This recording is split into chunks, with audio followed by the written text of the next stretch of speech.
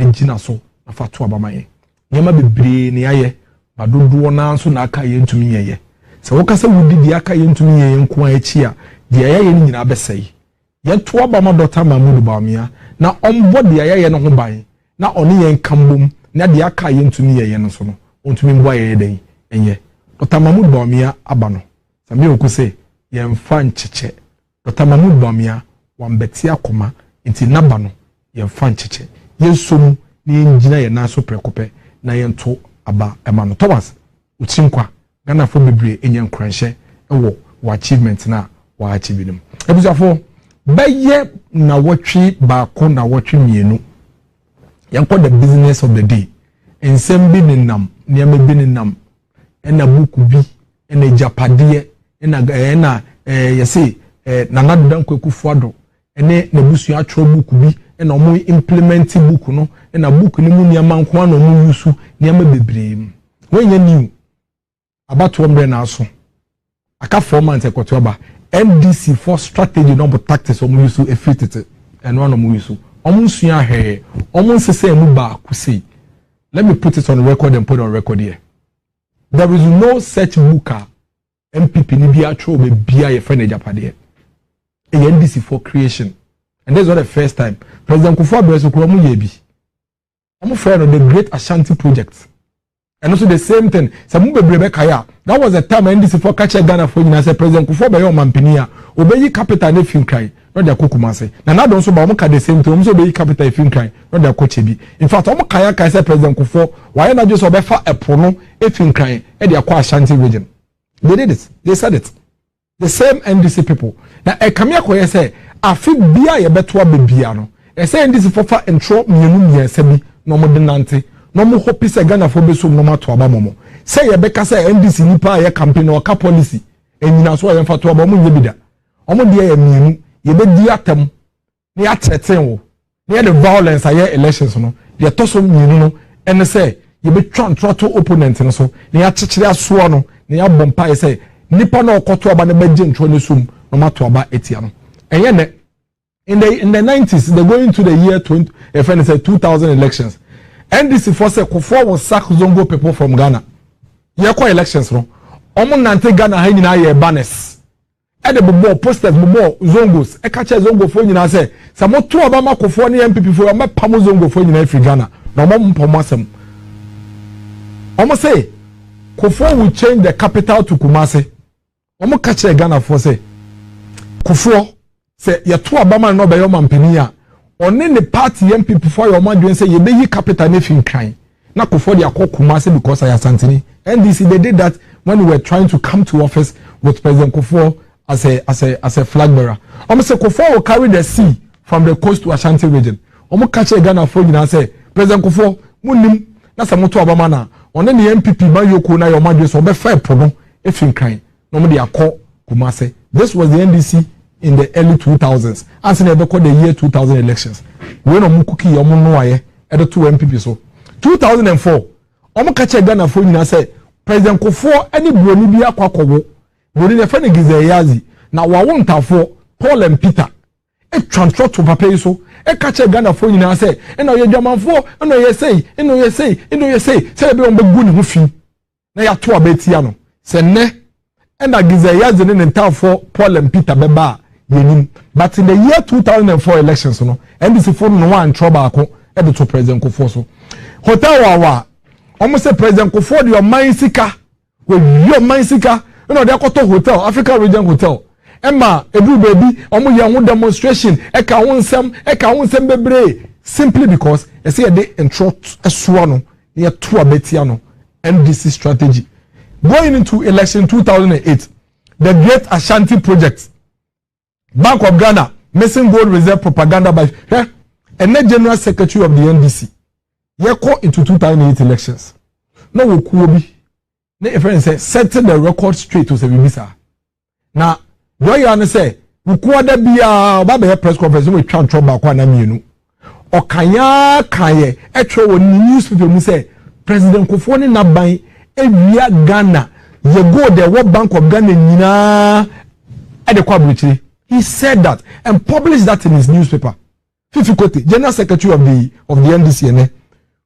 Owie no, and on the party for printed document bi. Now him. Omo printed the book bo kromu nyina say a bank statement of MPP penning for Omakonya Ewo Prudential Bank, NIB Bank, GCB Bank, ADB Bank. No more printing MPP form penning for bebre paper bi. No more printing. No more yanite say your original bi. No more the name bi stamp so. No unam kro no mo cheche. Mosha ko for dem penning for mo ya konfo. Omo bank statement a leaking ye krei. Omo we are 2 billion. We are 5 billion. We are 6 billion. Keka ni nyina na mo ko printed document bi beto abonte se hwe evidence e kire say mosha document nkrata e kire say MPP President Kufone Nabai area Bank of Ghana gold nyina de kwa broteni na mo share document across the country. In the same year 2008 almost say Ghana MPP aban President Kufo aban aton Ghana and Crime lands nyina mamu. When as a matter of fact, let me put it on record here today and now. No political party be anyone not buying penny for aton aban Agyapadee and Saseni aban fini eduma SNDC. No political party. NDC penny biya from the top to the bottom. Biya etobi. Omoton to say chupa chops. Omoton factories to say chupa chops. Omoton sase to say kelewele and tomatoes. In fact, NDC pe any amount yokuwa. Omotubi kwa parliament. Kachire MPs ne say monchechire mra mayen. Na saa mbra no de pese ye de mbra ne ya ne se ye de beto oman ne Agyapadee oman factories ne oman ne nsase omo ton oman we nsase ne Agyapadee e fe ne se factories nyina enso omo bo modin to be cookie document ni eye nhoma bi ye nkrata bi stamp ye e de nante Ghana he nyina atwantroto na na de dan koku for the president kofo aban so in the year 2008 say mo hwe omo wia omo tonton enkanfo nsase nyina omo tonton Ghana nyemenya biwa they were the actual corporate ebiam omo say na na de dan koku for do ye pamono efi Oxford omo say ye pamono from Oxford University Emma to the extent that also university atro ye kra ebe ka che NDC for say enya no kra they say NDC omo ka to Ghana for trim in fact omo printed document che say second letter free Oxford omo je fake second letter free Oxford the say ye pamon na dem ko for the free Oxford omo cheche free Ghana for Ghana he nyina it took the Oxford University to write and say say no mo no enye no kre in some brain omo ka for na dan ko for ado in the year 2008 or ye we smoker or ye cocaine dealer or pema why yes in fact omo kan ya ka say ono an yire kura no onu ne ku no NDC4. That is how wicked they can be. Omo bi o manu ehwe papa nanim ka say ne ye ne hokafo a obono a ono ne wo ma a ono ne te no NDC4 the year campaign e twanto to do say ono na that dan kwaku fodo so meyere ekunu the NDC in the year 2012-2016 omo say samotu abama Dr. Mahmoud Bawumia obeyi capital town no every na na dan kwaku fodo a moto ban man na dan kwaku fodo a obeyi capital no every nkran e de akoche bi na obema ochehene aye the most powerful king in this country and also omo ye ho document e ye ho krata troye e cheche fa Ghana ha nyina na sambre no ne ni social media 2000 2004 2008 2012 2016 na social media no entintim yet say entintim ene no nka niema ye bette wo ya sunu sambre no but they did it. They pasted posters of all these things across the country and lied to the people of Ghana and said, this is the evidence. These are the documents. These are facts. This is evidence that Nanado Danko Kufuor, President Kufuor, Omo Ashanti, Great Ashanti Project, Ombe yi capital, if you can Kochebi, Ombe yi say, nina for my way, simply because non person Ghana for a momo. That's what they wanted to do. In the year 2024, the same MPP, the same NDC in the contest, NDC for society, only the same strategy aba. This time, Oma kofa book biya, Oma koshe demu, akeka stories, news items. Oma keka boom, inti asamne ba, Oma fa nomo da kahu, Oma keka ni na boom, nomo di ap 2 abontin say, eye book biya, na nado danko kufa de nne busu ya koshe demu no matro, no na mo share no mo implement e wo Ghana ha. Complete fabrications. Complete lies. How can we be so wicked as a people? Edi enkwa to me keke. Now what petunia? What opportunity? We live in a democratic country. What opportunity say obe chere Ghana ni na okwakoto abano. Yenti oto abama. I don't know one can. Why do you fabricate stories? Your entire career, mo party ne ba ye nyina, mo party no consistently every single elections. This is the historical fact. Must come up with one or two lies to destroy your opponent. Why? Why? And then Northtown MP Honorable Sami Okudjo Tablakwa aye no say ne propaganda ken. No kre no adane no. No aka no the brofo bebre bia fefa ho no abiem. Enti sa wo kind na de ana wo tie so okasa na wan to bo entie ni hia. Wo bedwe se do aka ne no kre anti se wo beto bo ase na wo hwehwe no say or the G votes. The same strategy. 90s 2000, 2004, 2008, 2012, 2016, 2024, NDC and Sesaye. A yentro.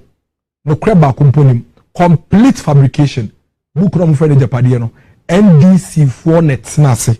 Na ya buka. Uko almost say na biawo book remubiano. Omo implement it. What the NDC has basically done is that omo niama na omo kikafa MP pene na Nadran Akufo-Addo before 2016 elections no. Ye ba power in the year 2017 pe. No omo cast anya mani nyina bom. Omo cast anya mani nyina bom. No omo throw the book. And I'll prove to you say they actually wrote a book in the year 2017.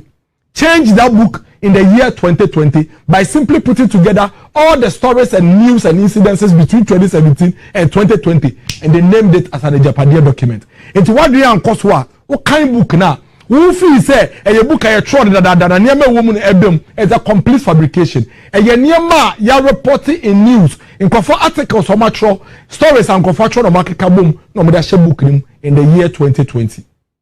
But you see, Sadiamo way air koswa.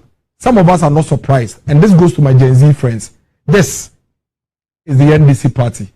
This is who they are. It's we are Gen Z. They be all kotoba who party no. No maka send to Ujidia. So pick your phone, Google about the NDC party, and you see who they truly are before you make a decision and you make a choice.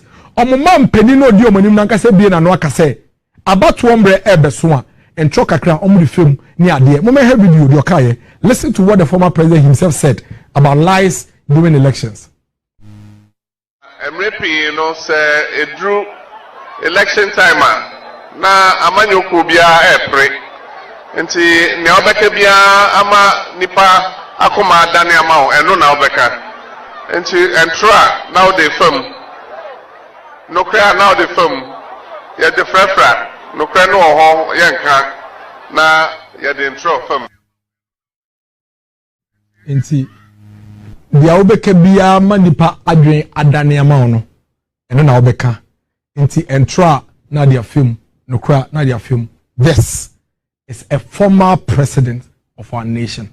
This is supposed to be our role model.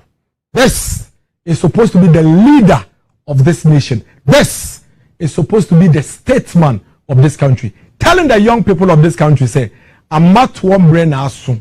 Ye kotuaba. Inti dia ubeye biya na wasisa nipa dweno. Ubeye entra now the film. And ye made miracles. And I make control. And yet Dr. Mahmoud Bawumia na asoma me se me fama no make control. What her video no? One kasa wo de was what in your kaye. And na wa wo do weni hu no e wo video no. How can we leave the destiny and the future of our country in the hand of such a person? A man that is seeking to lead this country. A man that is seeking to be president. It will be bien anoka say, "Ambato bre aso." Dia wo be ye bia wo de be sesa ni padwe no. Wo be ye entra now the film. No cry now the film. How can we put our destiny in the hands of such a man? And this is they executing what the president, the former president, is talking about. The Omampeni, Dada Jomahama Ekano, and no Pepe na if the 90s, Ebepem 2024, NDC4, Yeno, relied for power, says Fonka. The Ashanti Regional Chairman of Friends of Nana Kunodu Ajimai Rollins has stated that the ruling National Democratic Congress lied for power. Rashid Abu Al-Hassan said all the things the NDC propagated against the SY Kufuor regime in the run-up to the 2008 elections were lies. All the things our leaders said about former President Kufuor's government were lies that were thrown with a view to causing public disaffection for the then government in order to make us win the elections, Abu Al-Hassan emphasized.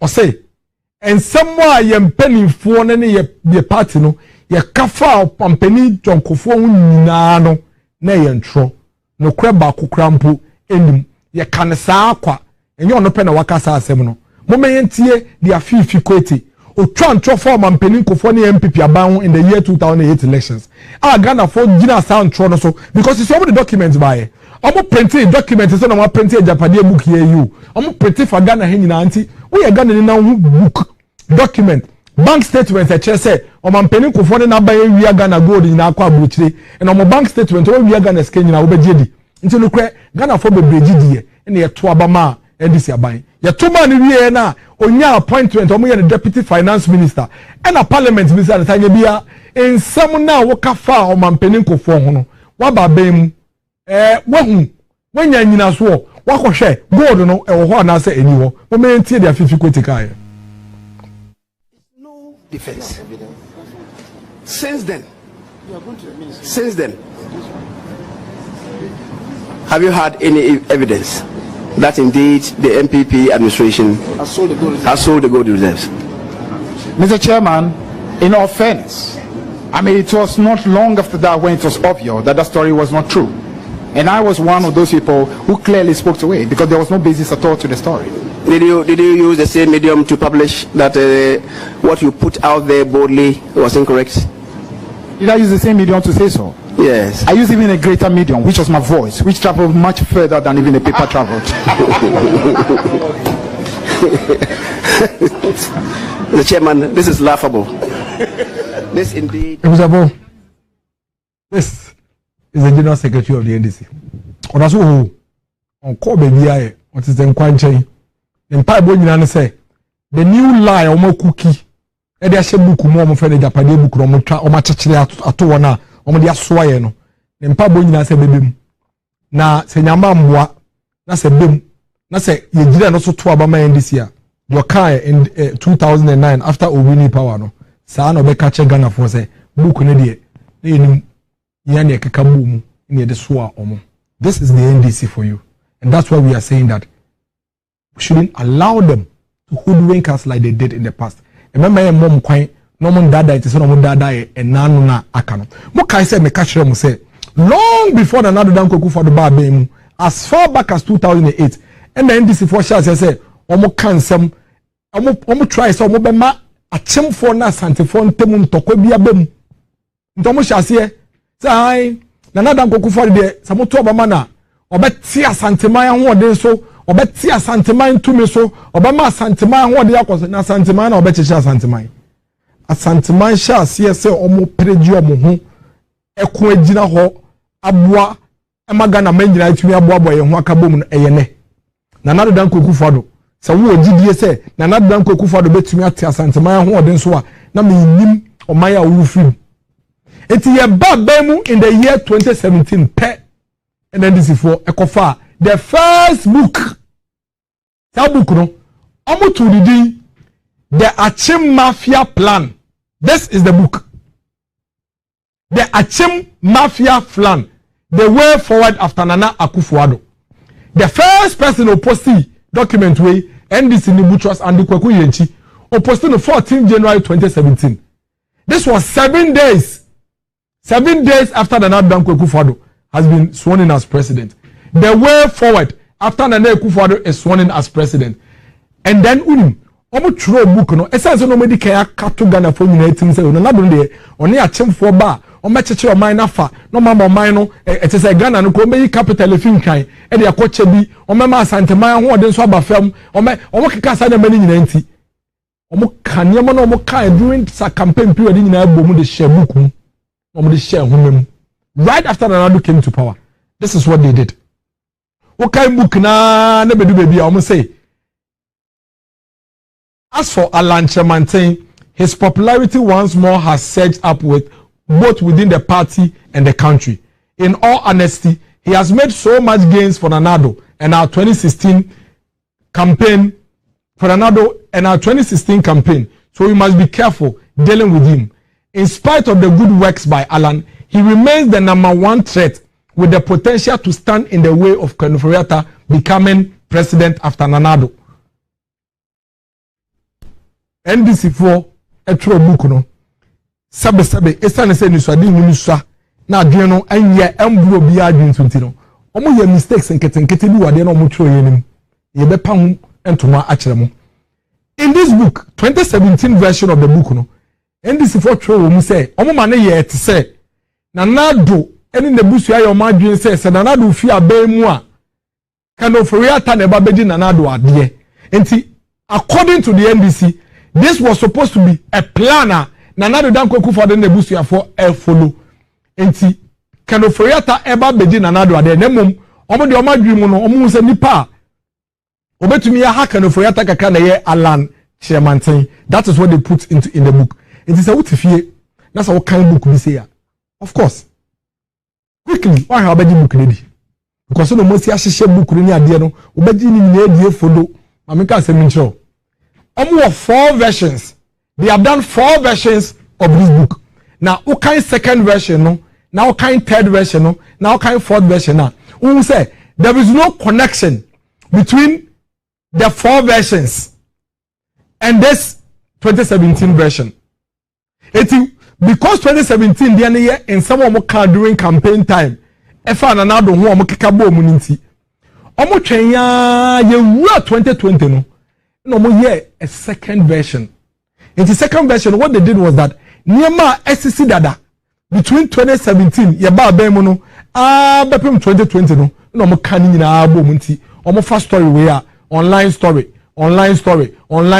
racial fula Nanado beye oye wie ya no mo omafa say o movie we fi ministry we ko we ya na story ne ba no mafa omo kan nyina abo mu no mo de share the second version, the 2020 version of the book.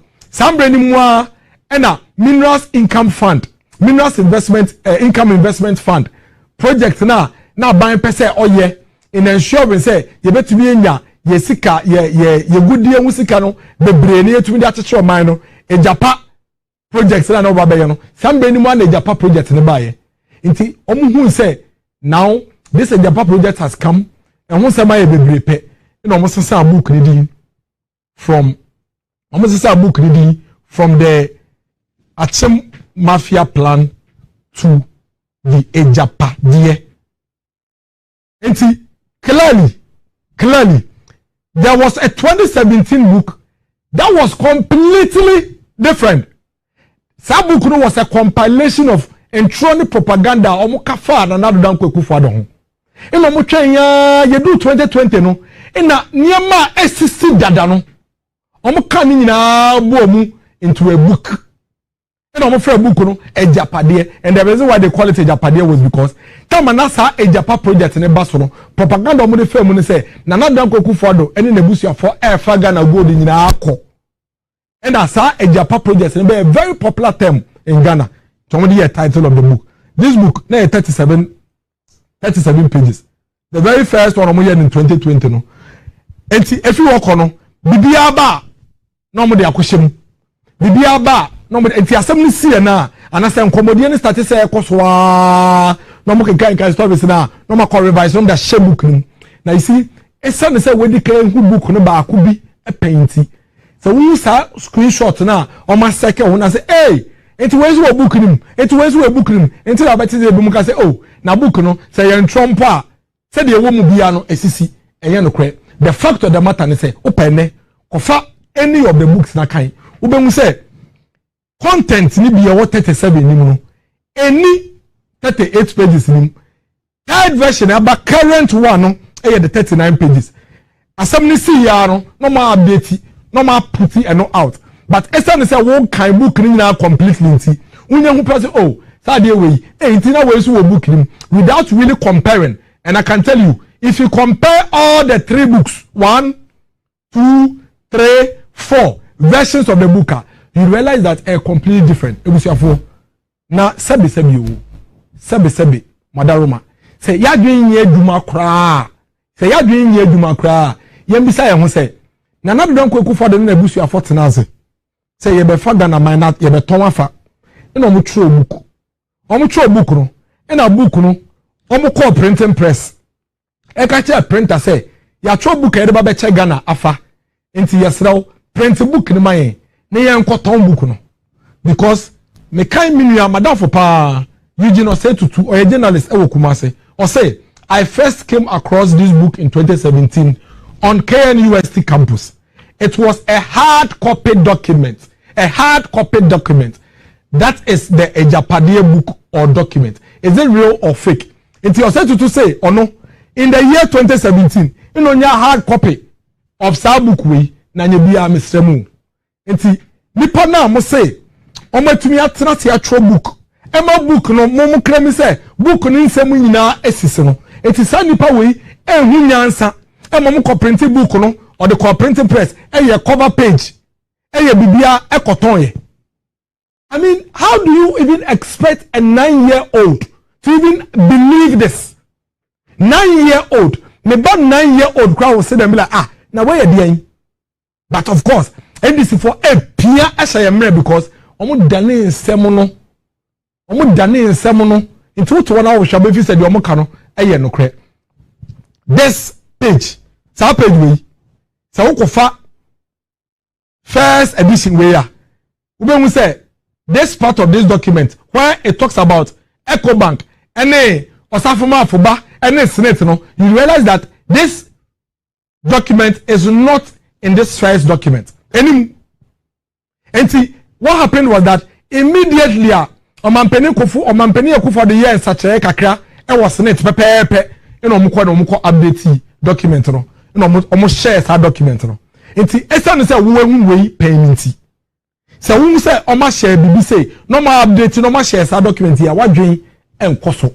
But the fact of the matter is that so who sa first document we share now be we say sa paragraph we on Senate no, it is not in this first document. It's any biam pamucho. Na na dan kweku fa na ebusu afo true book. Book no first version omo ye no mo ko print ye no mo ko tonton ye. Ana eliki okay omo ko tonton ye dia ene ebusa obaba 9 years kwana cheche ni mu say asemwe ono ka che na obaje dia na so man ko tonton so na eliki ye dia enti mpamucho first one eliki ye second one eliki ye third one eliki ye how eba ne say ena EcoBank Senate asem no any first version ni eba ne say ena Senate asem no any second version. The second version, it doesn't have this insurance page where you know any first and second version about the same and an insurance page in any anytime make catch say the end is for you now say assembly see no say almost assembly sipe no ma fa no da ko share omo update book no. It's normally you realize that normally what happens is that in the morning we be nyane no ma fa page back no ma the say omo second ho no mo circulate but it's not say we painty what do you cry and koso. But I can tell you, go and pick the 3 versions of this book. You realize that there are a lot of things a current version of my current version of my no de Senate dey be no de judges dey Supreme Court judges dey no e when you go and check you realize that they do not appear in the previous versions. That is how wicked the NDC can be. First version of 2017 and I'm the show no now I'm can say me show say book no your book and not dan kweku for na busu afọ na troya and 2017 version should be the one that we should see being implemented. How come 2017 someone mo troya no emu bia mbem until 2020 there na e be tro nsema SCC between 2018 and 2020 in summer SCC between 2018 and 2020 nkoa and a book 2017 the end bibia sa enim. That is why I tell you say assembly sia no more for no their shame no more share. It is never true say whatever is in the Agyapadee book is being implemented. Rather it is what has already happened in no more for no their shame book no more distribute on for no their shame book no more distribute. And that is why each of the versions are kind you realize that some of the information no any that is the reason why it's happening that way.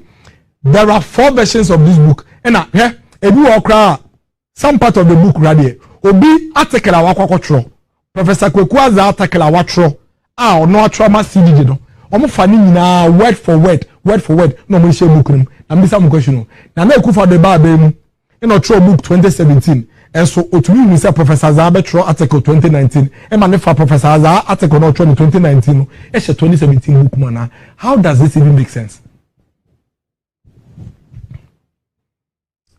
Opa kokan page 33 okan page 33 ya obemu say Professor Stephen Kweku Asare book na ne article no troye e was Center for Democratic Development so omo for the whole article omo nja ba akumpo omo for the whole article no omo de share book nim na book na dan Kweku for the nebusia for troye so o de be chechire o man no e ba ne sen e na sa book no etumi ade a Professor Kweku Aza etro so many years after March 13 2020 March 13 2020 there wa he nyina mo kan nyina yi book ni mu page 33 there wa page 33 of the book ni nyina no eya ade a Professor Kweku Aza na troye e de to online March 13 2020 omo copy ni nyina no mo share book ni mu na do tro book no March 13 2020 na book na NDC for say na do implement no e ba ne say na the year 2020 article Professor Kweku Aza tro no ni nyina e be find itself in the book, everything verbatim, word for word. Omo yi ba kukre view. Omo say the GATT Amalgamated Trust received 800 million from government to ensure that ADB Prudential Bank (NIB) were able to meet the minimum capital requirements set out by the Bank of Ghana. These banks are either government when you know we book them, and you be a banking sector cleanup. No ye book I will say a strategy. Obi ba abemu watro. Or they running on minor. Supposedly a blueprint document or they running on minor. How did you get to know about 800 million specifically that was given to Amalgamated Bank? Almost decided way a share book. That is why when you go to the second version of the book, immediately a Bank of Ghana release the idea way on the 4th January 2019.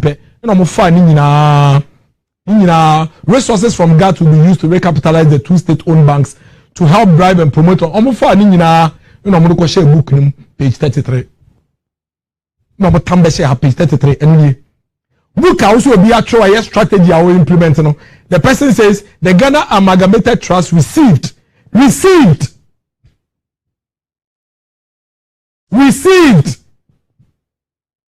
it's another babem na no strategy now one trust strategy this we do 2020 no and try all trust. These are all stories are a year banking sector cleanup 2018 2019 stories a year and a 2020 model share book and let me show you. This is the book cover page of the book. Please can you open the PDF file of the book for me? The cover page of the book has the date. Please open the PDF file of the book for me. The cover page of the book has the date of the year of the book AD 2020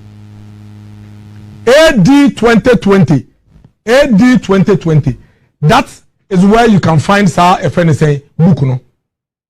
And then when you open this book, wait, okay, this is the date of the book AD 2020. It means that it is established. Say this version of the book was written in 2020. This version of the book was written in 2020. How is anybody convinced that a strategy book was written at the end of somebody's tenure? How does it even make sense? How does it make sense? A strategy book that has articles of people, a strategy book that has news from online portals. How does this even make sense? But we are speaking about this today because your former president what did know about fake and the party for you and I support it. Fake document, completely fake document. Now okay, I say book ni dey a fake and so nyama wo mu nyina dey aban no implement it. What is true is that nyama wo mu nyama SCC because your banking sector cleanup.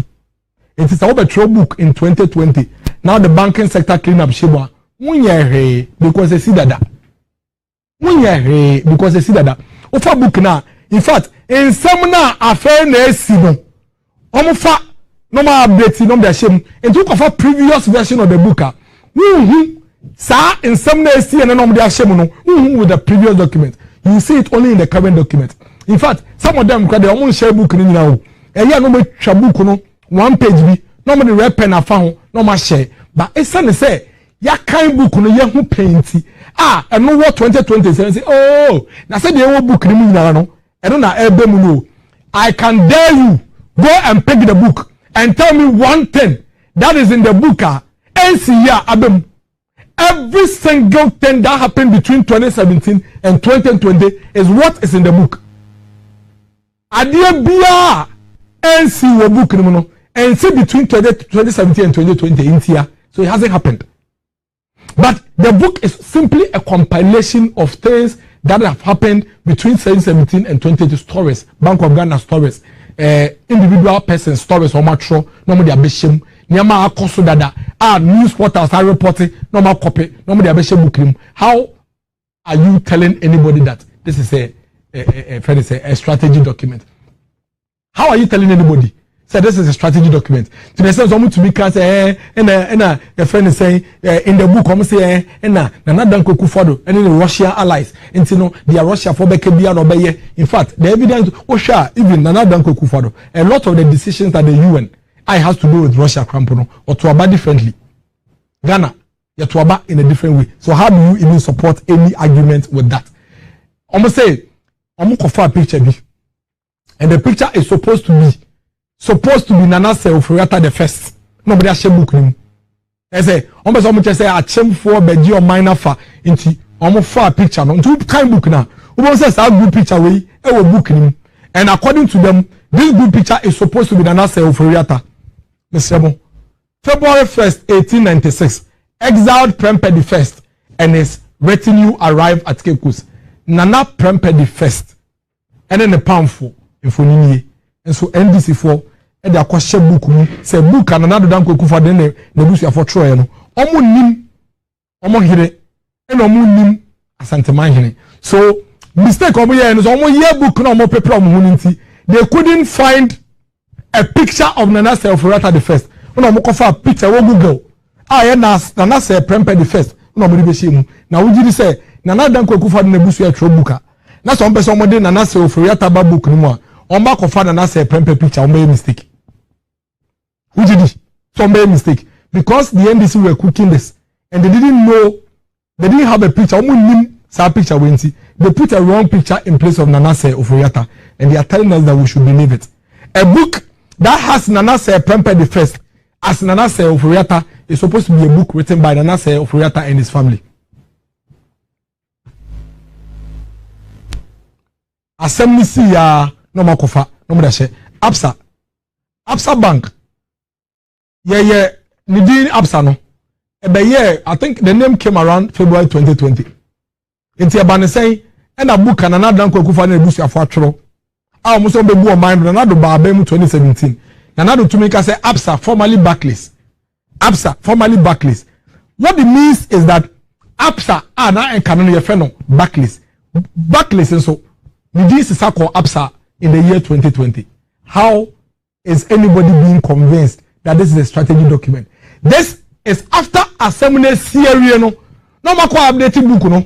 Assembly see ya no mako update book no. Esi ya no mako update book no. Ebi won so omo de omo hwehwia etieti miracles no em say jama wan hwa ye be no information minister, ye be no energy minister, miracles na ni Mexico no, wan hwa ye be no education minister, ye be no friend say petroleum minister, no mako update. We would in the year 2020 make Dennis Aboagye the energy minister so that he can nobody share book him far na say in fact in some of the versions grandpa no yi free mu yi nyama ne bi o maka free mu Barclays Bank Ghana now Absa Bank 2020 February. How do you tell me say buka ya tworo in some na wo mu ni nyina ye niam SCC dada no ma catalog the omo chok mu enu nyansi in the past as ye tro book ni bia no ensi Listen, omo twa book no second version somewhere in 2020. Now, adie bia was that 2020 book in bia see between 2017 and 2020. There is not a single incident that book in my AC between 2017 and 2020. There AC bia in 2024 2023 no any book in a update on my kwakwaya. So for first version now, you will not see the current matter in that version. Every other thing they said never happened, and nothing of such has actually happened. Nana Danko Kufado. Any Gabio trader, Koni MPP, Air book, am MPP. Best value could do upon Kruma DZ. Could do upon Kruma. Now, Akola or subscriber to your spell could do upon Kruma on your mistake. But you see, because we control, because we end our dainty, and we plenty, could do upon Krumano, we didn't go with control. Must say, is could do almost say, we make could do upon Kruma, Minister for Communications Minister, and you be a could do upon Communication Minister. Adiana mo kase a perfect document. Be a kosono. I na kojo upon Communications Minister because they see ya no makofa. We don't patch na. Me you kojo upon another ministry. Move on to another version of the book aba. No much trouble for. In the next government 2021-2024, government has already convinced Nana to move kojo upon to the Communications Ministry to continue the clampdown on the opposition as well as not too friendly radio and television stations. He is already excited about this promise on two grounds. He will be deemed to remain one of the loyalists for the future. Secondly, that ministry has one of the richest, hence a conduit for him to increases. Yes, a BNM. Osha, Buafon Kranye, Buafon Kramutro book, and yede. Buafon Mutro book, Nangasakra, and yede.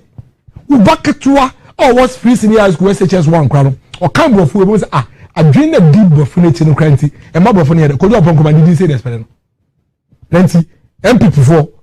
Any friend is another damn for the betro, a friend is a good upon comedy, no meti, good upon comedy, or daso, or binding on your Communications Minister, or your Minister for Works and Housing, or yet a first year before Member of Parliament. You didn't say any spelling. Bank of Ghana reported by Bank of Ghana a release report. No Bank of Ghana release no more fire, no more share book, no more share book. No. How do you write a book in 2020 and compile stories and incidences between 2017 and 20? About the same outro book in 2020. Now compiling your MACC between 2017 and 20. Now the share book. Now for any time there BBC no update. Over 3 versions of the book I'm saying different. If you are a CNA, a current version, or previous version in it is Sabio, Madaroma. Nipa na mo so outro book no ma bin to me implementing bia no. Into mo nim answer. First one leak here. Second one leak here, third one leak here. Aba 2017 there na mucho no ba kumpo ni wa bem. It is only the 2021 am compiling here. Modern crowd stories in online portal shame no and modern am say everything is being implemented. I dare anybody to bring me the book. Let us sit down, pick all the 3 versions and prove to me which of the things in the book are NNC is not there. Everything in that book is what has happened. And now when it happens, then they will update and share. That is why there are 3 versions of the book, apart from the 2017 one. Not a single thing in the 2017 version has happened. One impo, any 2017 you may see. 2020, they no more cast stories in the bomb.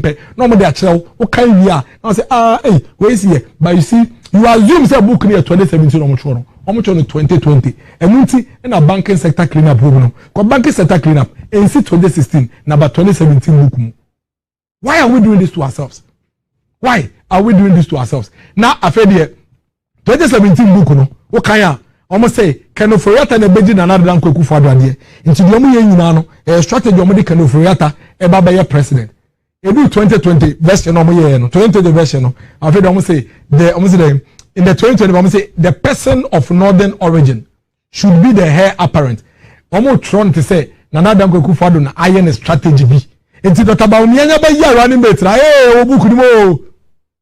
Why? In a way party mu as at 2020 on to me predict say Dr. Mahmoud Bawumia was going to be the flag bearer of this party. Why? E see ya no dey shame. E shame pe no mo take screenshot. No ma cycle. Say dey mo screenshot no. Say. Enti say we e ba na say ni previous version ma say no mo ye no. No ma share we. Nto mo share we sana. Na wo kan we ya because when they can book the back that say but I can tell you who could find the previous version now can you say we any you realize that any as for Alan Chamanti, I think I've read this already. So 2017 my prediction was that Alan will be the flag bearer. 2020 we say I'm father after Dr. Mahmoud Bamia was the obvious choice no update book no nobody shame say a person of northern origin will be say and then when you see it you say oh at the end of the year your friend is saying Dr. Mahmoud Bamia befa na Adam Koku for that plan book that complete falsehood, complete fabrications almost here and na Adam Koku for that plan say or be shut down radio stations be NDC for no wa join their MPP but radio station ba ko NDC ni dia ya shut their MPP mention one. But let it happen tomorrow. They will go and pick it and put it in the book. Omo kaya kaisa na nado MTN everywhere you go. Omo kaya kaisa na nado ebek go MTN. Omo kaya meanwhile the same people are moving around saying say na nado protect MTN. Omo kaya kaisa na nado go MTN. Omo kaya kan say PDS assemble. This is the PDS assemble pe no mo editing book no mo the PDS shame. It's when you go and take the second version of the book PDS in him, but the third version it has PDS. You are PDS nanado in the trap PDS mu. Mustafa Hamid in our essay in our essay and a book be no creba kumpu ewum. It is quite obvious say this whole book of Agyapadee Omachechino a complete fabrication of the NDC. And a idea almost year was so and it's in a Mampeni Nankasa, former President Mahankasa, and so Ekebino. Nankaya Sama, and could be able to do a Mampeni dear. In some be say misinformation and disinformation be said. One for one no and to anka disinformation and misinformation said here. In ka one for one to but on any ordinary to Eko Kaya Kawo, your friend is saying, the campaign to say, at the end of the day, Empo Tidaka, I say Empo, say book when they fake crowd, the woman idea, it is all being implemented. Momos have video, Mr. Quickly, now I'm fan wrap up.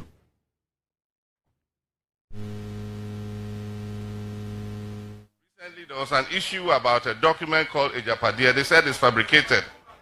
But even if it's fabricated, the implementation is not fabricated. Because everything that is written in that document has been implemented. So if really somebody sat and fabricated that document, then the person can really... And my former president, no? Yeah, former president. Obia former president. Obia Troy Hene, your Mahama. Obia Troy Hene, your Mahama. On when the beer no can say politics there. About 1 years wa. The abeke bi abete send the party no beka. And try now the film. Ojina campaign trail. And also calf misinformation and disinformation. Say book in impo na ye faker. Everything in the book is being implemented. I dare one person to come. Let us sit down and pick the 4 versions of the book from 2017 to the version 137 page, version 238 page, version 830, version 339 pages. Which of the things are in the book? Now they are gonna for obianje copy. They said the book will be a basic game. And yes, see, you are no more update. Never said a book back more versions back 4. I did almost say a strategic document and Nipane prepare answer about Bemuno. And but said I'll try the 2020. Book no, which one the 2020? And so when I'm say book no your booker, ye implemented because Nipane try answer about Bemu. But the book was written in the year 2020. Nana do about Bemu 2020. Niama esi 2018 e booker which one the 2020 mu I will say it's implemented. At the end of 2018 banking sector cleanup 2018-2019 year no so the best book mu say meye who the best 2020 book mu but it's 2018-2019. Why are we this wicked? Why is the NDC so wicked? And then this for much more dense and then NDC for much more why money ben and on my way yeah NDC for all the way from the 90s 1992 1993 1994 56 all the way from the 90s bepe mune mu de eno mu kwa batu bia mu betwa ntro muntumi mfa no kreke to say emfa nkwa batu mu muntumi nka nche nipa no de ntu omo to abamamo this a modern ntro ni nkontompo akasa ye de we 2024 1990 no man fi mu a ye de be fi mu 2004 elections na o man fi mu a yɛde yɛbɛfi mu 2008 elections na ɔmo mfi mu a yɛde yɛbɛfi mu 2012-2016 elections ɔmo mfi mu a yɛde yɛbɛfi mu. This is 2024. The new generation of the MPP yɛmbɛdi agorɔ mutwa ntoro no 100 times yɛbɛ spend time 200 times yɛde dwiri saa ntoro no enumere yi adeɛ baako pɛ ne yɛbɛdi ho dwuma Agyapadee book no ɛyɛ complete fabrication of the NDC ɛnni nyinaso ketewa sei ɛyɛ book biara edi twema eburo ntiase so biara ɛyɛ book a NDC for keka stories online news online stories bubo mu nyama esisi dada na omkeka bo mu na omde bi ɛyɛ dai ɛka ho na adechi biara no BBC no na mo fa na mo di him enti book no your versions ba ko mako 4 wo fa sa versions 4 na ebia yesronko version 1 no ye 2017 dia no bibia ni mu a esiye 2020 omu se 2017 dia no hwini mu esiye no beka nyama esisi from 2017 to 2020 ekabo mu eye book elutina even things that happened in March 2020 kra no e wo book a nipa no so tro in 2017 book and another dan kwaku for the tro ye no wo say all person of reata picture no ehu na okofa asantehene nana prempe the first picture book a was another tro ya so ba be mu no nyema esisi 2020 March April February na ewo book rim book a was another dan kwaku for the tro ye no e ba ne say na Professor Kwaku Azaa story a tro ye in 2019 or 2020 e wo book anado na atena so na o tro e ba ne say na Professor Kwaku Azaa story ewom na the area kware say omo the Professor Kwaku Azaa story ni be mu as if say na nado na yeden etro ye ma ho kwan e ma ntro say e fefe e wo ye ma we mu going into the elections. Ghanaians deserve better. Ghana for yourself at say mo be treat you with respect and dignity. Na mo di obuo amayen be kache yen the ope say e gina so eto abama wo be kire yen nhyehyeye awo me ni adwuma me pe adwuma cheme the obetumi yen na adwuma ba me ntumi nko school because me ntumi ntua cheme ko abefa so me ntumi akọ school me ntumi rent dan because me niska me tua rent cheme ko abefa so abema me rentika me ye mfidi adwuma me nyesika na me de ahye me adwuma be cheme ko abefa so abetumi nyesika e de ahye me adwuma me oba me di dwa wo dwa so me pemboa na metumi me dwedi akoso be cheme de nti abetumi aboa na me dwedi aiden akoso me ya branch me pese me hye adwuma se foforo cheme de nti a ekwan abefa so abeboa me na metumi nya hode e de ahye me adwuma se sei na ye politics John Mahama say abatom bre so a ya obeke bia sese ni padwo no be ye entrokra na dia film Dr. Mahmoud Bawumia say ye entreati ni pasa eni obuo eni ahobrase eni eni ni partner wo de ni papa sa akwan no so a na wo bu ni nimtia wan fo buo ma no ono ogidi say ye to abama na obe make sure say Ghana mebu ebetumi ni school mu kwan no menya skills omu hia no omu dia be ye adwuma obe make sure say infidi adwuma ye bie no ye be bie aka ho automobile companies no do beba enunti omo be ko technical and vocational school no o de infidi no do beba omo workshops nim no mo disu ne tumi akwanim no mo wi omo tumi abenya adwuma ni biaye Dr. Mahmoud Bawumia say obeboa ema 1 million young children ye train omo in digital and IT skills no mo tumi aye enuma e wo wiase afa na nyina Dr. Mahmoud Bawumia say ye nuanom ye papa no mo importing ye mafi abuche eno mo ye businesses omo di dwa no or the new tax regimes aba wo ho beto duties na report no obetu se hwim na wo make sure say duties no any tobodie no ebe ye pe ana ebe ko famase no o say duty ye ntua duty wo dollars biom duty ye betua in cedis ye be calculate in cedis empo exchange rate na report no o so be peg no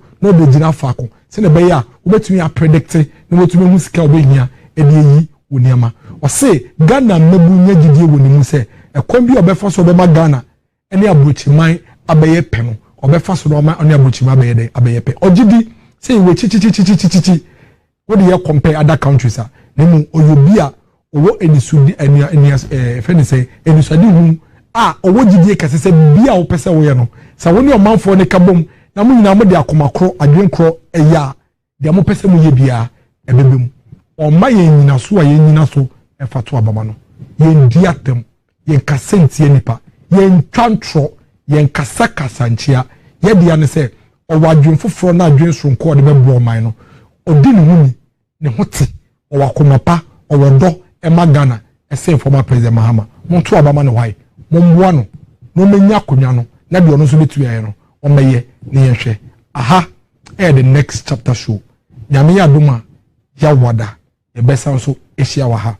To my Gen Z people, I keep telling you, this election is for us. This election is about us. Let's be ready to understand the issues and vote based on the issues. Under no circumstance should we let anybody at all exchange our future for their own personal gains. Dr. Mahmoud Bawumia is running against a former president, a man that had an opportunity to cause change in the lives of the people of this country, but failed woefully. A man in whose time, when we had difficulties and challenges, told us clearly that he's turned into a dead goat and he cannot be bothered by even sharp knives. A man who looked us in the eyes and told us that he's not ready to negotiate with our medical officers who were simply asking for better conditions of service. A man who said that he has seen so many strikes even during his first term and can no longer be bothered. A man who left this country in darkness for the entire period he was in office and sat down and ensured that thousands of jobs were lost, millions of people stayed at home, factories shut down. A man who sat down and allowed hundreds of thousands of young Ghanaians drop out of basic junior high school after basic education simply because their parents could not afford. This man surely cannot be one we can leave our future into. Dr. Mahmoud Bawumia has been a fantastic vice president, one of the most vibrant, unarguably the most active vice president we've seen in our lifetime. A vice president that is willing to work with us to fix our challenges. He's one that believes that a lot has been done, but a lot more remains for us to achieve as a people, and is ready to rally us all together behind him and lead us into the future we desire and aspire for ourselves. Let's vote for Dr. Mahmoud Bawumia, not just for us, but for our friends, our brothers, and the generations unborn. I'll see all of us again on Thursday at exactly 7:30 p.m. Thank you.